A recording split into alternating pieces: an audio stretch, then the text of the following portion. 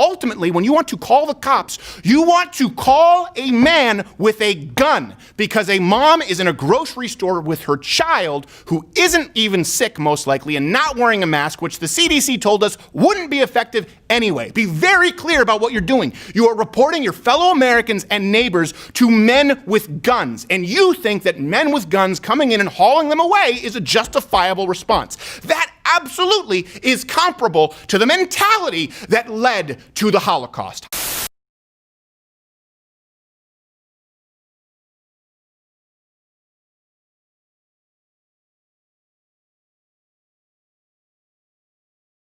People now, the mob, are the ones who are pressuring you. And I sit there and I go, and I see that Long Island lady, you saw that video where she was chastised for not wearing a mask? Get the F out of here! Fuck shit! Fuck you! Fuck you! Fuck everybody! Get the fuck out of here! Fuck my shit! Get the fuck out of here! Get out! Loser, bro! Get out. I understand that most people, especially if you have the sniffles or you have a slight cough, you should wear a mask yourself. I understand it, but justice is not delivered from the mob, folks. And I'm not one of those guys to compare everybody to Hitler. I'm not saying that this is comparable to Auschwitz or Jews being gassed. But when we sit and we learn about every other grave injustice, we learn about the slave trade in the United States. We learn why. We learn that they were sold from African slave traders. Maybe they don't even teach that now. Or probably we learn about the War of Independence. We learn about the king. We learn about taxation without representation. But then we look at World War II, and they just go, well, there were 6. I don't know if it's 6 or 8 million. When I was in school, they taught us 8 million Jews died. They said 8 million Jews died. You go, oh my God, hold on a second. How do we get there? You go, they're just evil. Well, I know Hitler's evil. I'm not questioning that he's evil, but how did that happen? What leads a society of people to either support that or passively stand by while it happens? And they never teach you that. Yeah.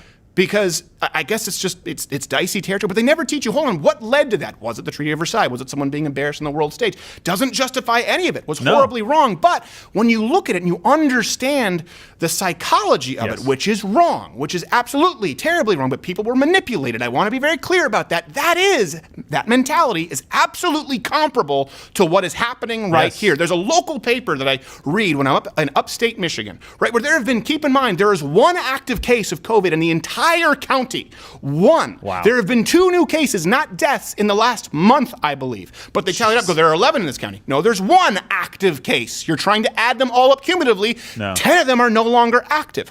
When I'm there and I read the local paper and it has a local crime report, and there's at least 10 individual little articles saying that people called the police to tell the police about a couple not socially distancing. Listen, guys, that is where you get to Gestapo, Juden, Gestapo, Juden. Because keep in mind, when you say, get the F out, call the cops, to that mom in the grocery store, I know you think it's so far removed, but ultimately, when you want to call the cops, you want to call a man with a gun because a mom is in a grocery store with her child who isn't even sick, most likely, and not wearing a mask, which the CDC told us wouldn't be effective anyway. Be very clear about what you're doing. You are reporting your fellow Americans and neighbors to men with guns, and you think that men with guns coming in and hauling them away is a justifiable response. That absolutely is comparable to the mentality that led to the Holocaust. I want to be clear about that. Have I been clear? And I think that I don't walk it back. Yeah. No, but it's a fantastic point to make, because in history you look back at these kinds of things, these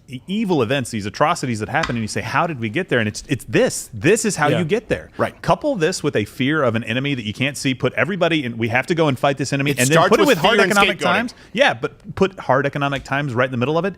That's how you get there. There's no question that these things begin very small, right? The old adage is you can't throw a frog into hot water, but if you just turn the heat up, he'll sit there until he boils to death. Right. And that is how those situations, when you actually do study the distance between World War I and World War II and how that culture got to that place, how Germany got to that moment, you do see these instances where, oh, well, we're just going to take a little bit of your rights away. Well, we're just going to decide, tell you what, we don't really need lawyers for these groups of people. You know what? We don't need lawyers for anybody now. Yeah. We really don't need courts. Right. But we definitely don't need guns. And you know what you should do is you should just move over here into this ghetto, and and then you should just move into this train. And it's not like like it just all walk you down the happens line at once. Yeah. And it is something. And you tell everybody else, hey, let us know what's going on because it's for your own good. Yeah. Right. It's for your own good. It always starts with, like I said, economic hardship, fear, and a scapegoat. And a common enemy. Usually, and by the way, the scapegoat doesn't have to be reasonable, just like the Jews. That's not even a reasonable. We look back and we go, how does this compute? Because we know it's a totally unreasonable scapegoat. Well, what do you think's going to happen when they look back here and they see that it's a slightly bad flu season? When you take away the 25% of deaths that actually were never tested, or they're listed as death from COVID, when really it's death with COVID, and then you remove the people, by the way, who just died in New York City because of an absolutely abysmal, mind-numbingly bad policy that sent sick old people back into nursing homes like a buzzsaw. You end up with a number that's closer to 50,000, which is moderate flu season. My point is people will look back and go, hold on a second, you ruined the economy for that? It's not only that, but there's a lot of hospitals and health systems that are having to lay off significant amount of workers because of the fact that people are choosing not to come. Now, I'm not even talking about electives, right? Setting aside like quote unquote heart attacks and elective. stuff. Yeah, folks who are scared to go to a hospital or a doctor because of the fear of infection, as opposed to having an informed decision, a weighing of the factors about whether you should go in or not, because the overriding fear is if you don't wear a mask, if you go out in public, you are a terrible person that wants to kill other people and yourself. Yeah. When in reality, it's not that simple. Fuck you! Fuck you! Fuck everybody! Get the fuck out of here! Fuck my shit! Get the fuck out of here!